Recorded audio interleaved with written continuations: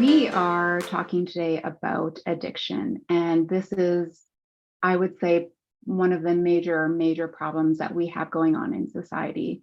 And I just want to share first off some stats around relapse because I think our conversation today is really going to center around that. So, just looking at percentage of relapse heroin, we're looking at 78%, cocaine 62%, meth 52%.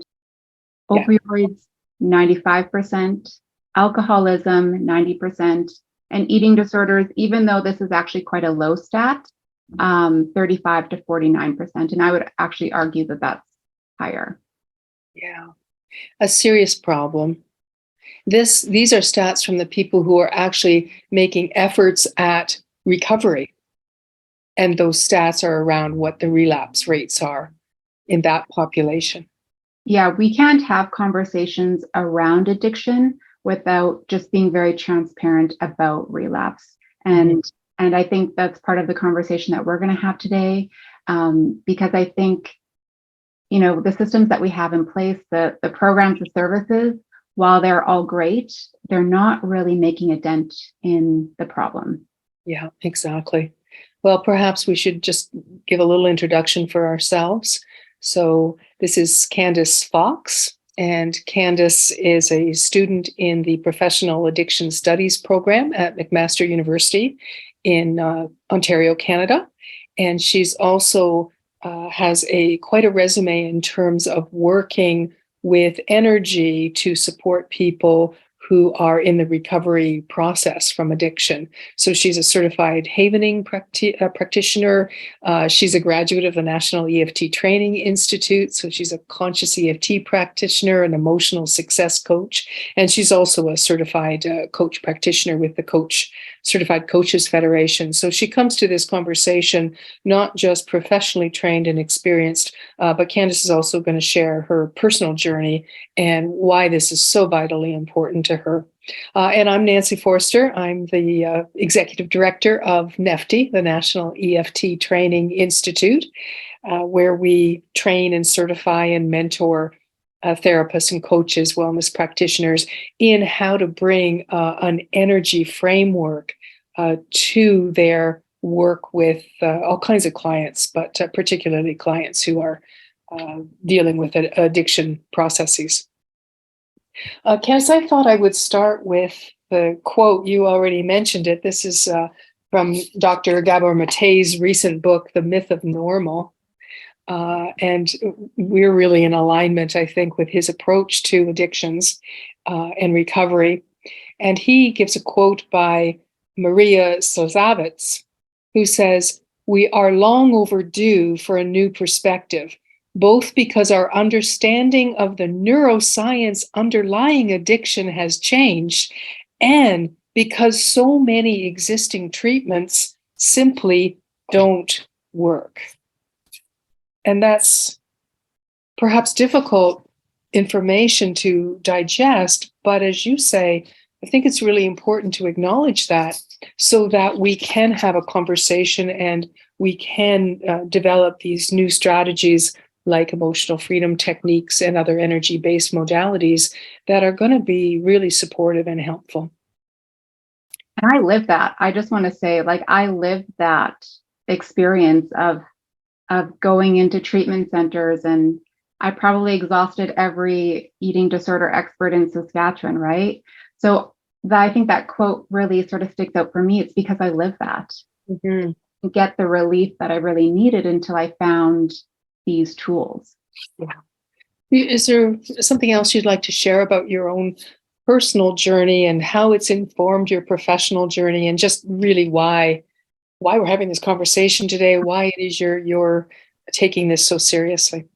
Yeah, well, I think, and you can attest to this, Nancy, a lot of people that get into this work, we do it initially because we want to solve our own problems, or, we're looking for answers for ourselves. And then we sort of for many of us, we move into wanting to support other people. But, my story really begins as a young person. I did not realize that I had ADHD when I was younger. And so that was sort of, brewing underneath. my little nervous system. And I ended up developing an eating disorder, which, continued and morphed. And by the time I was 15, 16 years old, I had bulimia. Mm. And I went quite a long time in and out of treatment, in and out of practitioners and doctors and whatnot. And I think the difficult thing is when you don't find answers and supports and tools that work for you, you start to think, hey, maybe I'm the problem. Like, all of these things must work because they're gold standard or whatnot. So it must be me. Right. And so, I continued on my journey.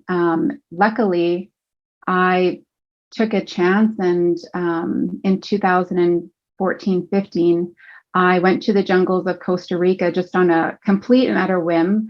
I don't remember if I even told my doctor or not that I was going, but I had hit sort of that breaking point where I said to the universe, like, I need something different. So show me something different. So went to Costa Rica, was introduced to something that I can't call EFT. We'll just call it acupressure tapping.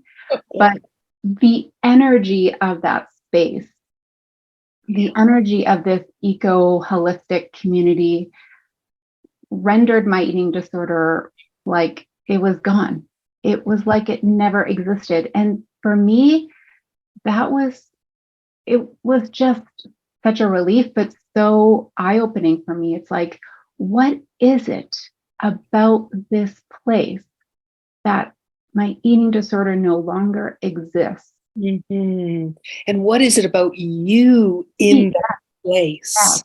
Yes. And more importantly, right? And obviously I know now about safety and nervous system, but in that space, it was just kind of like, I didn't have the language that I have now. So I was just kind of a little stunned as well by everything. But I left that experience, that sort of, 2+ weeks in Costa Rica in the jungle, with some tools that were completely, in my mind, bizarre and different and weird. And oh my goodness, I'm never going to do this in public and I'll never share this with anyone. But I took those home, and eventually, very serendipitously, using those tools, I ended up on this path where in 2018, I was connected with you, and like, again, flew out to Toronto, and then, never really sort of looked back. And even though I would say when I was connected with NeftTi, when I was, doing the discovery, I was definitely on the recovery path, but I was not as anchored into that. Mm-hmm. So, and it's important because I want people to know that you can be on the recovery path, and that doesn't necessarily mean that relapse isn't happening. So, I was on the recovery path, but I needed something else just to get me, that much more stable. And I think I knew right away. That the first day sitting with everyone, I was like, this, for me, this is it. And it was because my nervous system responded the exact same way as when I was in Costa Rica. Wow. And you knew the truth of that. You felt the truth of that. You felt the safety. I'm getting chills now because I didn't have the language. I didn't have anything else but the felt sense. That's all I could go off of. Yeah. Yeah. So from that point on, and let me also just say, I was in the marketing and communications world. I had no desire, to quit my job and, change careers. That was not part of the program, or that wasn't part of my plan. But then just more answers and more things just started to pop up. And I thought, for me, I want to be the person that I needed. I want to provide the service that I needed, that my younger self needed. I want to provide that because I know that there's not a whole heck of a lot of us out there yet. Mm-hmm. Mm-hmm. Exactly. Well said. I certainly resonate in terms of my own personal journey and going through so many different therapists and practitioners, and just always feeling like it's just not quite a fit for me. And then finding the energy work and going, right, this actually is, this is what I need. And, that led to my life's work around introducing other practitioners to the work. Mm-hmm. And it's so interesting to, just in terms of like timelines and how this all unfolds. And it's, I really have to trust in that because NeftTi didn't exist, the first time that I went into treatment, and I've done this because there are times where I'll say to myself, like, oh, I wish this would have happened for me sooner, or I wish, and the fact is it could not have happened any other way because it would have not led me to where I am now. And the tools and the resources and the people and all of that stuff that I needed were exactly on my path of recovery, exactly when I needed them. Yeah. And what I hear you talking about is trust, and how trust has built for you along your journey, what an important part that plays.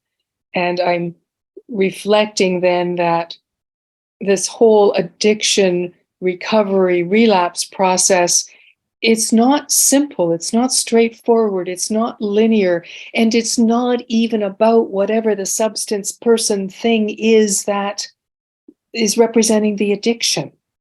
So I'm wondering if you could speak about that a little bit, about what recovery then actually requires for someone. Yeah, so I wrote a blog post for a organization here that supports individuals with eating disorders, Wade, and the title of the blog was "Your Eating Disorder is Not the Issue, it's the symptom." And so one of the first things that I do when I'm working with an individual is we sort of, I don't tell them this, but we sort of reframe how we look at the eating disorder, the addiction or whatnot. And I use the example for me. So my eating disorder now, I sort of view it as, a lighthouse. And so when I'm getting too close to the very bright light, I know, I'm a little bit in danger. And so my goal is to not see that really, really bright light. And so for people, I just, invite them to look at their addiction, their eating disorder, their behavioral addiction, whatever it might be, as a symbol or as an indicator or, something that lets us know, oh, we're getting too close to a wound here, or, oh, we're straying too far. Mm-hmm. Because, and I've said this to you before, I've had a client come in and, after 2 sessions, we're not even talking about the addiction anymore. We're actually talking about, something completely different. Mm-hmm. And so the addiction is the adaptive behavior that a part of us has sort of created it's a safety strategy, right? Just to keep us safe. And so I think one of the biggest problems that I see with the addictions world and all of that is we put so much energy and emphasis on the addiction, but it's not even about the addiction. It's not about the addiction. It's about, even at a first level, it's about our relationship to the addictive process. Yeah. Who we are, what we're bringing to that. And then even bigger, opening up that past, it's about our relationship to ourself, our relationship to life. That's the complexity of this. And we lose that complexity, and we lose our effectiveness when we see it as being about the addictive thing itself. 100%. And not only do we like spotlight it and it's almost dysfunctional how we've become obsessed with the addiction, but we also vilify it, which is nothing but help it grow. Right. And so I think what you said, the relationship with the addiction, and we'll talk about this maybe a little bit later, but the language that we use, the energy that we bring, everything around that addiction, because again, it's just an adaptive behavior. I love how you talk about it as the addiction being the lighthouse. Yeah. It's on our side. It's giving us an indication that whatever's going on in our life, something is dangerous for us, and there's something to be looking at there. Yeah. And I know some people don't like that because they're like, don't we want to go towards the lighthouse? And for me, because I'm such an adventurer, I'm like, no, we want to stay out. We want to stay out on the waters. We don't want to come back to the lighthouse or the shore. We want to hang out back there. Yeah, So, exactly. It's about the message, right? The lighthouse is yeah, trying to give the message. It's trying to say you're valuable, you're worthy, you're worth protecting, and I'm here to help you do that until you can do that for yourself in some other way. yeah. Yeah. And then that's like, for me, that's the fun part. That's where we get to play and be creative. It's like, you know, what else aside from this addiction? Like, what is the addiction telling us? Like, there are lots of like fun and this work doesn't have to be so heavy, and the part of us that is holding on to the addiction, gosh darn it, I have to believe they want to have some fun, right? Like, It is a total revolution in the approach to the work to understand that as human beings, we literally feel safe and we're willing to grow and change when we're in that energy of lightness and playfulness, and total revolution from the traditional therapeutic approach, which is so heavy and just everything's a problem. It's like, yeah, what if that's actually the problem? 100%. I was just going to say that is actually the problem, is that approach and that belief, and yeah, and the energy that, I would say, even the energy that we bring into these conversations, right? Like, even us right now, like, laughing and trying to infuse joy in these conversations where usually you don't find joy in these conversations. And it's like, talking about addiction, working in this field can be joyful. Yeah. Well, it should be joyful. All right. It's really one of the ways we hold our work, isn't it? That the addiction it's a symbol, it's a metaphor saying, hey, something's squashing your joy here. You are built to be creative, you're built to be joyful. So let's have a look at, what's blocking you from feeling that birthright of your own joy and pleasure. Yeah. So Well, even the language, I know, the ways that we talk about it, some of the language that we put onto addiction and recovery really shows us this sort of negativity bias we have toward the whole thing. Do you have some examples of that? yeah, so I think, even for me, like, when I was in recovery, the phrase "Ed Warrior" stands out. Like, we're all fighting against, this noble cause that I will kill my eating disorder, or a big one, obviously, that sort of manifested in the US and made its way to Canada, is like the war on drugs. Yeah. Kicking my addiction. Yeah. I beat my addiction. I almost visualize someone like actually beating, Yeah. them, like with, fisticuffs, and Yeah. or when we talk about someone who has, lost their battle with addiction, so there's all these very battle.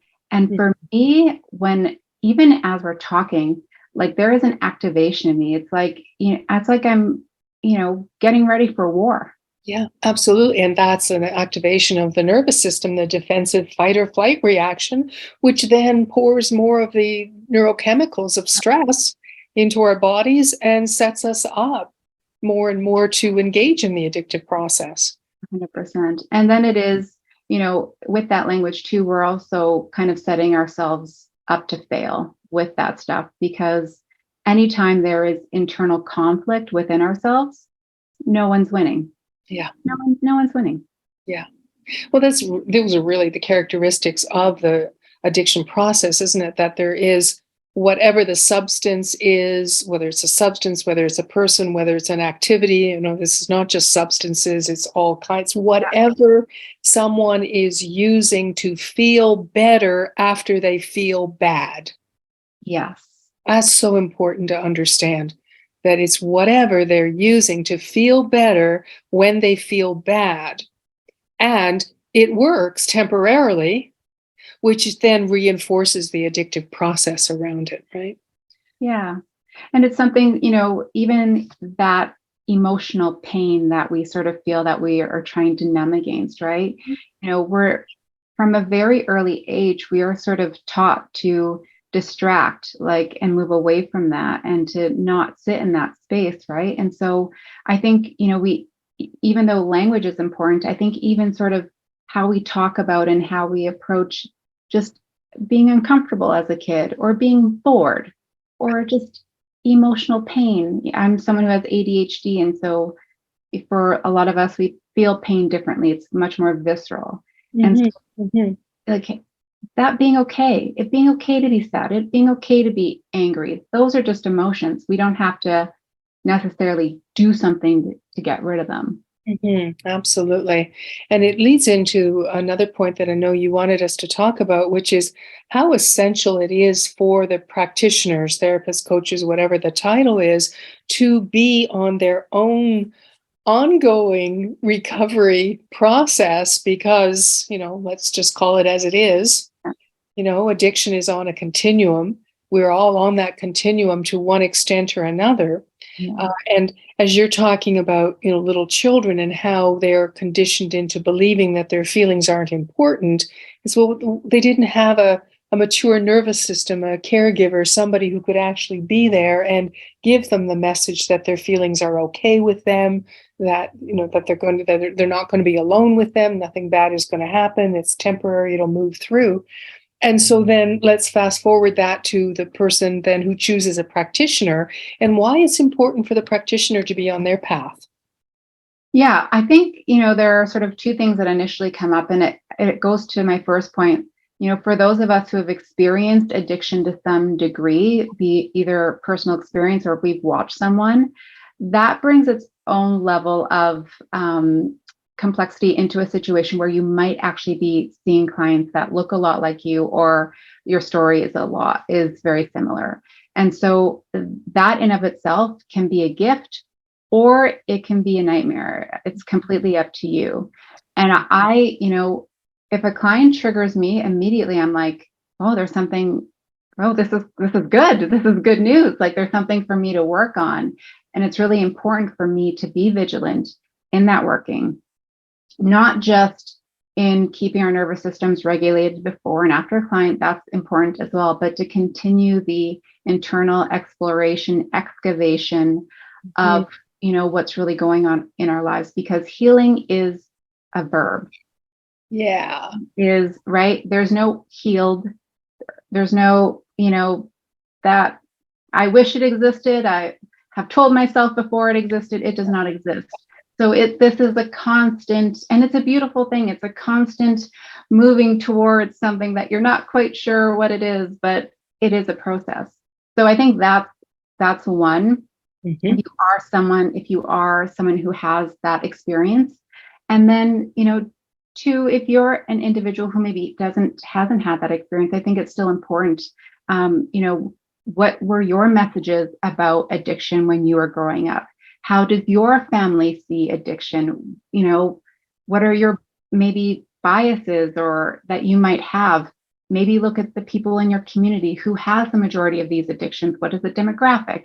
What do these people look like? There are all these little nuances that come into play that, if you're not doing your work, can cause the energy in the room to shift. It can cause, we've talked about this before, Nancy, you to sort of blame your clients or to put the onus on them, like, well, they're stuck, they must not be doing the work or whatnot. Right. So I think it's really important, because your client is going to get the best possible results if you are showing up as an empty vessel, allowing them to just experience whatever they're experiencing without you mucking the water up, basically. Yeah. Which of course is 100% impossible 100% of the time, but it's our aspiration, it's our intention. And it's one of the things that excites me so much about having learned how to work energetically, having learned how to work at a level that is beneath the thoughts, beneath the emotions, beneath all of that, to the real core. Because when you're in a room with a client, you're in an energy field with the client. And so the client's nervous system, their energy, my energy, it's all coming together in that field. And the impact that we have on each other is profound. It really speaks to, we know we're all connected. We know we're all energy, and therefore we're all connected. And so what are the real implications of that in the therapy coaching space? Yeah. percent. And I think, even with that, like, it's not ever going to be 100%. You're never not going to be triggered by your clients. But I think it's the honesty and the transparency that you have with yourself to just be open about it and not hide away from it and go and see a mentor. Yeah. Like, 100%, you can't do this work alone. Yeah, absolutely. We can't do life alone. Like that's really such a fundamental underlying piece to the addiction process is that belief somehow, based on experiences, I'm all alone in this world. Yeah. Well, thank you, Candace. I'm excited for our next video. We decided we'd do a series of 3 videos. So our next video will actually look at what the neuroscience is, what is informing us in terms of how we can work effectively with clients who come to us with addictive processes. And so Candace will share sort of what it is that she presents to her clients. And then in our 3rd video, we'll look at a case study of how this actually unfolded for one of her clients. So thanks, Candace. We'll talk soon.